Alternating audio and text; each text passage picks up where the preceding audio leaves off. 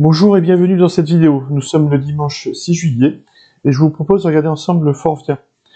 Donc Forvia, que je trouve intéressante parce qu'il y a eu un break cette semaine de la résistance oblique que j'ai tracée en noir là, que vous voyez. On va regarder ça en détail. Alors tout d'abord Forvia qui a connu un ATH à 62,80 en mi-2018 et puis qui a connu une longue baisse et donc voilà. Donc une tendance baissière, mais on va voir potentiellement un retournement. Donc regardons ça en détail. Donc là, on est en weekly. Donc on voit cette résistance oblique noire qui a été travaillée à plusieurs reprises. Et on voit le break cette semaine avec cette bougie verte. Voilà. Ce qu'on peut dire en hebdo, c'est que donc on est passé au-dessus de la moyenne mobile 30 semaines, hein, qui est en rose. Donc c'est un premier point positif, mais à mon avis pas suffisant pour avoir de bonnes confirmations d'un trade. Donc premièrement, les volumes qui restent dans la moyenne.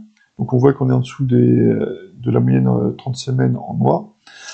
Et au niveau RSI, on manque un peu de momentum. On est encore en dessous des 60 en hebdo, ce qui est positif parce qu'on est au-dessus des 50, mais pas suffisant pour avoir une belle hausse. Donc, ce que j'ai envisagé à court terme sur cette action, on va le voir en daily. Donc, tout d'abord, ce qu'on voit, c'est qu'il y a eu un V-bottom. Je vous ai tracé l'objectif qui était associé, donc qui a été atteint ici en noir. Ensuite, on a une phase de range, et on a atteint l'objectif associé. Donc on le voit là jeudi, en fait, jeudi 3, dès que ça a été atteint, il y a une prise de bénéfice avec une bougie rouge et une longue mèche. Donc qu'est-ce qu'on peut attendre pour la suite, suite à ces deux objectifs atteints?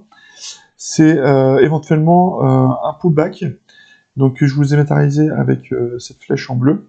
Donc ça pourrait être un retour soit sur le range qu'on voit en orange, là le haut du range, pour repartir, éventuellement revenir sur l'oblique, l'ancienne résistance oblique noire.